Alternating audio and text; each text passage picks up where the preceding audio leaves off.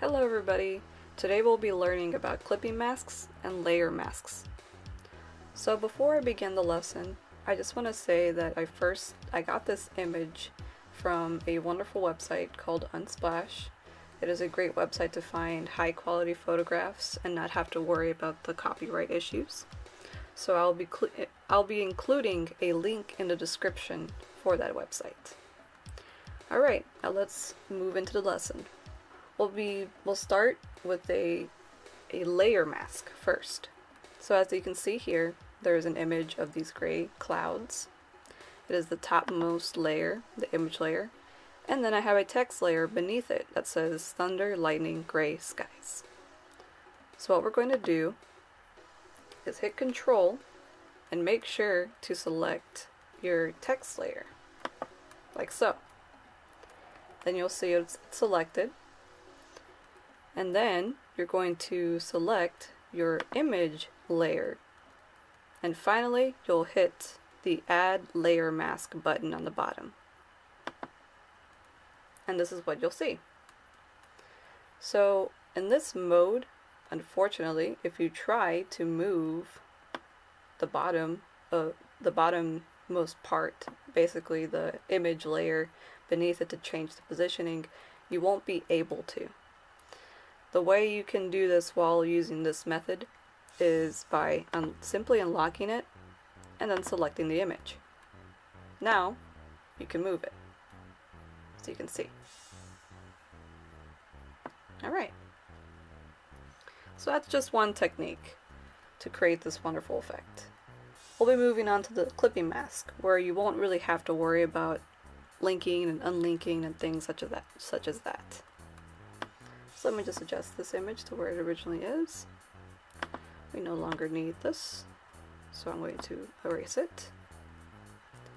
Let me adjust my image. There we go. And now we're back to having our separate text and image layers. So what you're going to do in order to create a clipping mask is to, again, same thing with the first one, make sure your image is covering your text. And then you're going to select the image layer and right click it and simply hit Create Clipping Mask. Now what's going on here? You may be asking, why does it look like this and why isn't it showing the image that we originally had?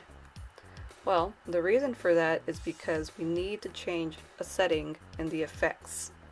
So what you're going to do in order to fix this is you're going to select Effects until it brings up the Layer Style menu, and then you're going to unclick Blend Clipped Layers as Group, and instead select Blend Interior Effects as Group, and then simply hit OK. So now, as you can see, it's back to the way it's supposed to look. Now it looks fuzzy because I have added some effects and patterns and things of that nature, but as you'll see, if I want to move the image underneath it, it's easy to do that. I simply have to select the image layer.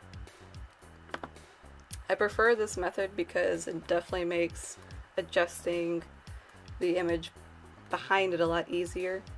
There's less steps to remember, such as linking and unlinking and then selecting, and it won't really hurt you if you delete, this layer per se while in this mode. So those are two of the main ways that you can create this effect. However, I understand that letters sometimes just aren't enough, or you want to add shapes or things of that nature. So what I'm going to do is teach you a third way of creating kind of a cookie cutout situation of the letters as they look now, along with a black background. You'll see what I mean in just a second. It'll look just like this, except the white part will be black, and the letters in the center will be see-through, and whenever I place it onto this Photoshop document, it'll show the background image from it. And for this one, you'll need to use Illustrator. But it's very simple, and I'll show you right now. So first of all, we're going to go back. We're going to go ahead and delete. Going to take out this layer, because now all we want is our dark clouds again. So now we just have our dark clouds layer. And I'm going to go over to my Illustrator file, which I've created. It is the same size as the Photoshop. Basically a page, traditional page. And as you can see, I created a black box. And I created the phrase, "Feel the thunder." And they're still in a letter format. So for this, what you're going to do is first, you need to make sure to transform this phrase into objects instead of text. So I've selected it already. And what you're going to do is go to type, and then you're going to create outlines. So now this is an object instead of text. Now what you're going to do is select both the box and the letters, which are both objects now, and then go to your Pathfinder tool and simply select exclude. Alright, so you saw what happened. It changed colors, and also it changed the fact that now wherever I place this background on, whatever is behind it will show through. Don't worry, you can change it to any color you like. For this example, we're going to go with black, just to keep it very simple.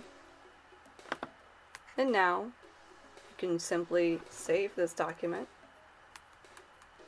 into your files, and when you're done with that, simply go to your Photoshop file and place that creation you've already made in Illustrator.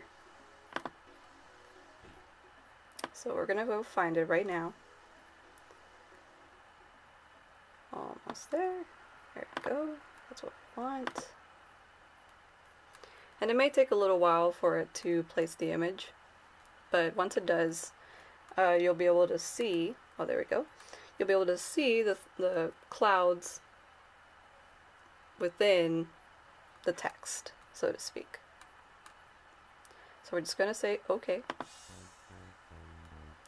And now you have a very similar effect to the clipping mask and layer mask using an Illustrator file. Excuse me. Well, those are the three methods that I can think of to show you to create this very interesting effect. And as you'll see, with this method, you can move both the feel the thunder and the clouds underneath. Thank you for watching. I hope you found this very useful. Please like, subscribe, and I appreciate you watching. Thank you.